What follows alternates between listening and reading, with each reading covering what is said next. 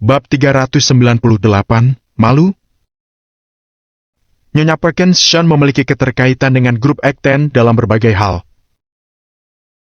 Ketika Hawk melihat dia berhasil menarik perhatian Nyonya Perkins, dia segera memberinya petunjuk lain. Saat mendengarnya, Nyonya Perkins semakin terkejut. Sean telah merebut hak menggunakan Hotel Lakeside dari Hawk. Yang mengejutkan, dia juga punya hubungan dengan grup Acton. Ini. Nyonya Perkins sedikit bingung. Jika benar seperti itu, dia harus mengubah kesannya terhadap Sean. Bagaimana Sean bisa punya hubungan dengan Acton?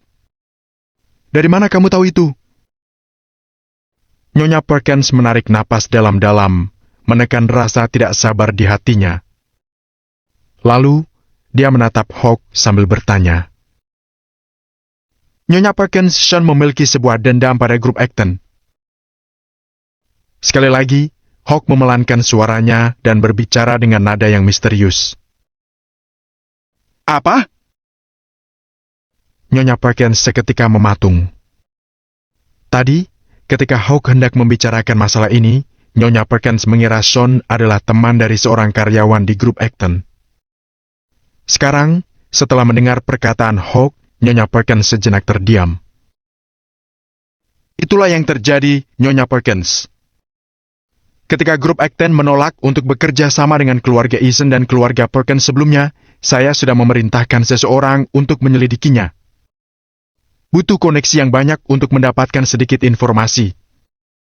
Grup Acton merasa keluarga Perkins sudah menjadi bahan tertawaan di seluruh kota Riverfall gara-gara Sean. Karena grup Acton adalah perusahaan raksasa, tentu saja sangat mementingkan citra baik mereka. Sehingga kolaborasi dengan keluarga Perkins pun ditolak. Hawk berkata dengan serius. Nyonya Perkins mengerutkan kening saat merenung selama beberapa detik, tidak terburu-buru bicara. Sebenarnya, dia juga tidak meragukan perkataan Hawk. Bagaimanapun juga, Sean selalu menjadi aib bagi keluarga Perkins. Dia juga sebuah beban yang sangat besar. Setiap anggota keluarga Perkins akan selalu dipermalukan gara-gara Sean. Bahkan Nyonya Perkins hendak memutuskan hubungan dengan keluarga Nora gara-gara Sean. Karena itu, selama 2 tahun terakhir ini, Nyonya Perkins dan anggota-anggota keluarga Perkins sudah menjauhi keluarga Nora. Sekarang, mungkin saja grup Acton menolak untuk berkolaborasi dengan keluarga Perkins gara-gara Sean. Ini gara-gara Sean lagi! Nyonya Perkins marah dalam hati sambil mengepalkan tinjunya. Selama 2 tahun sejak Sean hadir dalam keluarga Perkins, dia sama sekali tidak membiarkan keluarga Perkins hidup tenang untuk 1 hari saja. Sean telah membuat keluarga Perkins menjadi bahan tertawaan di seluruh kota Riverfall, belum lagi dia juga menjadi sebuah tanggung jawab menambah beban untuk Nora. Nyonya Perkins awalnya berpikir untuk memanfaatkan pernikahan Nora sebagai batu loncatan agar keluarga Perkins kembali berjaya. Namun, rencana ini gagal karena masalah yang dialami oleh Sean. Ditambah dengan masalah ini, kesan buruk Nyonya Perkins pada Sean bertambah lagi. Apa yang kamu katakan itu benar? Sejenak Nyonya Perkins merenung, lalu menatap Hawk dan bertanya. Nyonya Perkins, awalnya saya tidak yakin. Namun setelah berhasil menghubungi seorang eksekutif dari grup Acton, dia mengatakan bahwa Sean punya dendam pada seseorang yang bertanggung jawab atas grup Acton. Kapan terjadinya perseteruan itu dan penyebabnya, saya tidak tahu. Hawk mengangguk dan berkata dengan nada serius. Kalau begitu, apa benar grup Acton menolak untuk berkolaborasi dengan keluarga Perkins semata-mata karena Sean? Nyonya Perkins mengerutkan kening, dia marah saat memikirkan hal itu. Nyonya Perkins, Anda adalah orang yang pintar dan memiliki pola pikir yang lebih luas dibandingkan anak muda. Pikirkan saja, jika tidak karena Sean, mengapa grup Acton akan menolak untuk berkolaborasi dengan keluarga Perkins, padahal mereka tidak berseteru dengan Anda? Hawk mengajukan pertanyaan yang retoris, menyebabkan Nyonya Perkins kembali mengangguk kecil. Hawk sepertinya masuk akal. karena grup Acton lebih suka bekerja dengan perusahaan-perusahaan kecil itu dibandingkan dengan keluarga Perkins, tentu ada alasan di baliknya. Nyonya Perkins selalu mempercayai Hawk, tentu saja saat ini dia juga percaya dengan perkataan Hawk. Namun, jika memang grup Acton menolak berkolaborasi dengan keluarga Perkins karena masalah ini, mengapa mereka juga menolak untuk berkolaborasi dengan keluarga Eason? Apa masalahnya? Setelah berhenti sejenak, Nyonya Perkins kembali membahas masalah itu. Nyonya Perkins, semua orang di kota Riverfall tahu bagaimana saya mendedikasikan diri kepada Nora dan selalu membantu perusahaan Perkins. Bahkan saya tega membiarkan keluarga Eason kehilangan sedikit laba hanya untuk membantu agar keluarga Perkins lebih maju. Di mata publik, keluarga Eason dan keluarga Perkins terikat satu sama lain. Sehingga kedudukan keluarga Eason sama dengan... Ketika mengatakan hal itu, Hawk berhenti sejenak. Nyonya Perkins tidak bodoh dan pasti bisa memahami maksud Hawk. Bab 399, Setia Sampai Mati. Jadi, maksudmu keluarga Eason tersangkut paut kan? Nyonya Perkins menyipitkan matanya dan melanjutkan kalimat Hawk yang belum selesai. Nyonya Perkins, ayahku dan aku tidak berpikir begitu. Karena kami, keluarga Eason, berada di pihak keluarga Perkins. Tentu saja, kita harus maju bersama-sama. Jadi, kami tidak bermaksud bahwa keluarga Perkins telah menyangkut pautkan keluarga Eason. Nyonya Perkins senang dengan apa yang dikatakan Hawk. Jadi, menurutmu apa yang harus dilakukan? Sikap Nyonya Perkins terhadap Hawk menjadi lebih baik saat dia meminta pendapat Hawk. Nyonya Perkins, saya sudah menghubungi salah satu eksekutif grup Acton. Saya akan bertanya-tanya tentang detailnya sebelum mendiskusikannya dengan Anda. Jangan khawatir. Dengan adanya keluarga Eason dan aku, kami pasti tidak akan membiarkan keluarga Perkins terlalu menderita. Bahkan jika Anda menderita kerugian, keluarga Eason akan membantu Anda mengatasinya. Hawk tahu apa yang ingin didengar Nyonya Perkins, jadi Hawk terus menjilatnya. Nyonya Perkins senang melihat seseorang yang mencari muka padanya. Jika tidak, dia tidak akan terlalu menyukai Yates dan Fanny. Terima kasih, Tuan Eason. Nyonya Perkins menghela nafas dengan lembut. Pada akhirnya, Hawklah yang paling penuh perhatian terhadap urusan keluarga Perkins. Sedangkan Sean, dari awal hingga akhir, Nyonya Perkins tidak pernah tahu orang seperti apa Sean sebenarnya. Sean tidak pernah menjelaskan padanya. Karena Nyonya Perkins punya ego yang kuat, dia tidak akan mengambil inisiatif untuk bertanya. Jadi, banyak hal yang tertunda. Pukul 16.00. Di dalam kedai kopi. Sean dan Theo duduk berhadapan. Sean, aku sudah memberitahu Ben sebelumnya. Jika Nora setuju berkencan denganmu, villa ini akan menjadi rumah barumu. Villa ini berdekatan dengan Hotel Lakeside, sungai besar kota Riverfall di depannya, dan kota yang ramai di belakangnya. Lokasinya sangat bagus. Sementara Theo mengatakan itu, dia meletakkan satu set kunci dengan perlahan di depan Sean. Terima kasih, Theo. Sean tidak menolak tapi mengangguk lembut. Meskipun Sean sudah punya rumah untuk ditinggali, dia juga sudah membeli villa di Istana Emas. Namun villa baru ini adalah tanda penghargaan dari Theo. Jadi, Sean tidak tega menolak Theo. Bagaimana jika Nora tidak mengiyakan? Sean bertanya sambil tersenyum dan memainkan kunci itu di tangannya. Kalau begitu, aku akan membawamu pergi dan membuat keluarga Perkins menanggung akibatnya. Theo berbicara dengan tenang dan serius. Sean sedikit terkejut sebelum menggelengkan kepala dan terkekeh. Sean tahu Theo pasti bersungguh-sungguh dan dia pasti akan melakukan apa yang dikatakannya.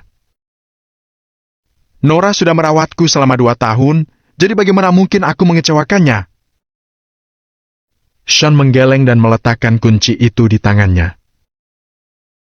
Ya, Sean. Aku siap melayanimu. Theo mengangguk lembut, mematuhi Sean. Sekarang Nora sudah setuju berkencan denganku. Hadiah pernikahan harus disiapkan. Lakukan saja seperti yang kukatakan. Bukankah keluarga Perkins suka uangnya? Mari kita beri mereka uang tunai sebanyak yang mereka mau. Sean berkata sambil mengambil cangkir kopi dan memainkannya di tangannya selama beberapa detik. Tidak masalah. Kapan kamu membutuhkannya? Theo segera menepuk dadanya dan berjanji pada Sean. Theo pasti akan mematuhi instruksi Sean. Sean lalu menunduk menatap kedua kakinya. Sean, apa kakimu akan segera pulih? Theo mengikuti tatapan Sean selama beberapa detik sebelum bertanya lagi. Ya, sudah hampir waktunya. Sean tidak menyembunyikannya dan dia hanya mengangguk lembut. Wash! Theo tiba-tiba berdiri dengan penuh semangat. Untuk sesaat dia agak bingung, sama sekali tidak tahu harus berkata apa. Theo tidak pernah begitu bersemangat dan senang, bahkan setelah memenangkan pertempuran. Saatnya membalas dendam. Saatnya menemukan musuh-musuh itu satu persatu. Sean menyipitkan matanya saat berbicara dengan dingin. Mendengar perkataan Sean, Theo semakin bersemangat. Theo menunggu-nunggu saatnya Sean kembali berdiri dengan gagah. Saatnya untuk membalas dendam kepada semua musuh mereka. Saat itulah raja yang sebenarnya akan kembali. Ketika Sean kembali ke puncak, siapa lagi yang bisa menghentikannya? Jenderal Lane. Theo menjadi tegang dan sekali lagi memanggil Sean sebagai jenderal. Atas perintah Anda, semua bawahan Anda akan kembali kepada Anda. Kami akan melanggar perintah suci dan kami rela mengorbankan diri untuk Anda. Theo berbicara dengan keras. Bab 400, agresi itu bukan apa-apa. Klik. Pintu ruangan itu dibuka, dan Ben yang berjaga di luar mendorong pintu masuk. Kami akan melanggar perintah suci dan kami rela mengorbankan diri untuk Anda. Ben mengulangi ucapan Theo dengan serius. Omong kosong! Sean memarahi mereka berdua sambil menggebrak meja dan menatap mereka. Wash! Theo dan Ben sama-sama berdiri tegak dan tubuh mereka menegang. Seakan-akan mereka siap kapan saja melakukan apa yang Sean perintahkan. Ingat siapa diri kalian dan apa yang harus kalian katakan dengan status kalian. Kalian mengenakan seragam angkatan darat di barat laut, melindungi dunia dan menjaga perdamaian. Dan semua yang kalian miliki diberikan kepada kalian oleh Draconia. Jadi bagaimana kalian bisa mengatakan hal-hal seperti itu? Tidak mematuhi perintah suci? Sean terlihat serius, dan nada bicaranya penuh teguran tajam. Theo dan Ben terbungkam. Tubuh mereka tegang karena sama sekali tidak berani menunjukkan ketidakpuasan. Sean, kami hanya berpikir bahwa kamu telah dianiaya. Setelah ragu-ragu selama beberapa detik, Ben mau tidak mau bicara. Dibandingkan dengan seluruh Draconia, keluhanku tidak ada apa-apanya. Tidak peduli kapan waktunya tiba, aku akan menjaga Draconia menggunakan seluruh kekuatanku. Aku berjanji, dulu, sekarang, dan juga nanti. Sean perlahan mengalihkan pandangannya sambil berbicara dengan tegas. Sean tidak pernah mengubah pemikiran itu. Bahkan setelah dia turun dari jabatan jenderal terhebat bintang 9 menjadi pria biasa. Sean tahu seharusnya dia hanya membenci Odem, si pengkhianat. Dan dia seharusnya tidak membuat Draconia disalahkan. Theo, seharusnya kamu tahu itu saat aku masih memimpin. Klan-klan itu telah berkali-kali menawariku banyak kesempatan bekerja sama. Mereka menawarkan syarat-syarat dan keuntungan yang tak terhitung jumlahnya, mencoba membuatku bekerja untuk mereka. Jika aku berpikir seperti itu, aku tidak akan menunggu sampai sekarang. Sean melihat Theo dan Ben sedikit ketakutan, jadi dia sedikit melembutkan nada bicaranya. "Sean, aku tahu." Ketika Theo mendengarnya, dia segera mengangguk. Saat itu, ketika Sean masih bertugas di barat laut, dia benar-benar memegang sejumlah besar kekuasaan di tangannya. Baik klan utara maupun selatan mencoba segala cara untuk merekrut Sean. Sean selalu memiliki strategi perang yang baik dengan bertindak sebagai perintang dan penjaga terkuat serta melindungi Draconia. Dengan Sean, musuh tidak berani mengganggu Draconia. Jika Sean tergoda, klan-klan itu bisa punya kesempatan untuk mengalahkan Draconia. Pada saat itu, Draconia benar-benar akan menanggung bencana besar. Klan-klan itu ingin mengalahkan musuh-musuh dalam satu gerakan dan membunuh Sean.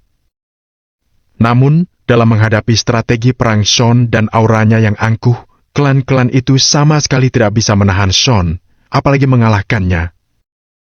Jadi, saat itu klan-klan itu berusaha sangat keras mencoba merekrut Sean. Namun, Sean tidak pernah tergoda sedikit pun. "Jenderal Lin, kami akan mematuhi Anda apapun yang terjadi." Ben menghela napas dan berkata serius pada Sean. Meskipun Theo tidak berbicara, dia juga mengangguk. "Jangan bahas masalah itu lagi." Sean mengibaskan tangannya, tidak terlalu ingin mengungkit masalah yang sebelumnya. Tidak ada gunanya mengungkit hal-hal itu. Saat ini, hal yang paling ingin Sean lakukan adalah menebusnya untuk Nora. "Sean, jika kamu punya rencana, perintahkan saja kami. Ben dan aku, bersama dengan grup Ekten, siap membantumu." Theo buru-buru mengangguk, lalu kembali duduk di kursi setelah mendapat isyarat dari Sean. Sean mengambil secangkir kopi dan menyesapnya dengan hati-hati, sambil memikirkan sesuatu. "Siapkan uang yang aku butuhkan. Ketika aku pulih, aku sendiri yang akan mengirimkannya ke kediaman Perkins sebagai hadiah pernikahan untuk Nora." Setelah Sean selesai berbicara, Theo langsung mengangguk untuk menunjukkan bahwa dia telah menerima instruksi-instruksi itu. "Mengenai grup Ekten, jangan bekerja sama dengan keluarga Eisen dan Perkins dulu. Aku akan segera berurusan dengan mereka, jadi aku tidak perlu bermitra dengan mereka." Sean berkata sambil meletakkan cangkir kopinya dan mengetuk-ngetuk meja perlahan. "Baik, mengerti." Ben, sebagai orang yang secara teori bertanggung jawab atas grup Ekten, juga langsung mengangguk. Setelah mengatur semua itu, Sean berbicara dengan Theo dan Ben beberapa saat sebelum membiarkan mereka pergi terlebih dahulu. Untuk saat ini, Sean masih belum bisa mengungkapkan dia sedang berhubungan dengan Theo dan yang lainnya. Lagi pula, mungkin tidak banyak orang di kota Riverfall yang tahu siapa Sean. Namun, begitu identitas Theo terungkap, publik akan terkejut. Jika identitas Theo diketahui, orang-orang itu akan segera bisa mengikuti jejaknya dan mengetahui keberadaan Sean. Bukan itu hasil yang ingin Sean lihat. Setelah Theo dan Ben pergi selama setengah jam, Sean perlahan memutar kursi rodanya dan bergerak menuju pintu. Bab 401, dia bukan apa-apa. "Tuan Remington, tolong bantu saya dalam masalah ini. Setelah selesai, saya pasti akan membantu Anda." "Haha, tidak masalah. Serahkan saja padaku." Sean baru saja sampai di koridor ketika dia tiba-tiba mendengar suara yang entah mengapa familiar. "Wash!" Sean berhenti bergerak dan mendongak. 3 orang yang datang dari sisi lain koridor ikut menatap Sean. "Apa?" Pemuda berjas yang berada paling depan itu menatap Sean dengan terkejut. Dan Sean juga sedikit tertegun, tidak menyangka akan berpapasan dengan seseorang yang dia kenal. Ace Remington. Ace adalah teman sekelas Nora dan seorang dokter yang dulu belajar di luar negeri. 2 hari yang lalu, Sean baru saja makan malam bersama Ace. Namun, Jamuan itu tidak terlalu menyenangkan. "Hei, bukankah kamu Sean?" Ace ketakutan. Kemudian dia melonggarkan kerahnya dan melangkah maju. Melihat sikap Ace, entah kenapa Sean kebingungan. Setelah makan hari itu, Ace merasa sangat terhina hingga tidak berani membuat masalah untuk Sean. Namun, mengapa Ace kembali bersikap arogan di depan Sean? Mungkinkah dia telah menemukan seseorang untuk mendukungnya? Oh, tidak. Ini Tuan Sean. Ace berjalan menghampiri Sean. Ace membungkuk pada Sean dan buru-buru mengubah lagi nada bicaranya lagi. "Ada apa?" Sean mengerutkan kening dan melirik Ace. Tidak. Ini bukan apa-apa. Namun ya, terakhir kali aku mengundang kalian makan malam di Hotel Lakeside. Namun, itu bukan makan malam yang terlalu menyenangkan. Suatu hari nanti, kita makan malam lagi, oke? Ace tersenyum sambil memandang Sean penuh arti. Itu tidak perlu. Sean melirik Ace lalu memutar kursi rodanya dan bergegas menuju keluar. Hei. Ace perlahan berbalik dan melihat Sean pergi dengan tatapan menghina. Tuan Remington, siapa dia? Kedua pria paruh baya di belakangnya menyusul dan bertanya. Dia orang penting. Aku pernah makan malam dengannya, dan bahkan manajer umum Hotel Lakeside harus menghormatinya. Ace berbicara penuh arti saat dia melihat Sean menghilang. Tidak ada yang luar biasa. Tuan Remington, Anda sekarang adalah anggota tim eksekutif grup Acton. Mengapa Anda masih peduli dengan peran yang tidak penting seperti itu? Saya mendengar grup Acton sudah mengakuisisi Hotel Lakeside. Lagi pula dia hanya mengenal manajer umum hotel itu. Bahkan jika dia adalah manajer umum Hotel Lakeside, apa yang bisa dia lakukan padamu? Kedua pria paruh baya itu terus menjilat Ace. Lupakan dia. Dengan statusku sekarang, mudah bagiku untuk menghadapinya. Ace tersenyum menghina dan melonggarkan kerahnya saat dia berjalan menuju ruang santai pribadi. Awalnya, Sean sangat dihargai di Hotel Lakeside, sehingga bahkan manajer umum secara pribadi pergi untuk bersulang dengannya, yang memang mengejutkan Ace. Sekarang, Ace telah resmi bekerja di grup Acton. Dan dengan bakatnya, dia juga sangat diandalkan. Terlebih lagi, bahkan Hotel Lakeside kini telah diakuisisi oleh grup Acton. Dengan kata lain, staf Hotel Lakeside hanyalah bawahan Ace. Jadi Ace tidak akan takut sama sekali pada Sean. Setelah Sean meninggalkan kedai kopi, dia menunggu di pinggir jalan, siap untuk pulang naik taksi. Ketika Sean bertemu Theo dan Ben, Sean berusaha mencegah Thomas mengikutinya.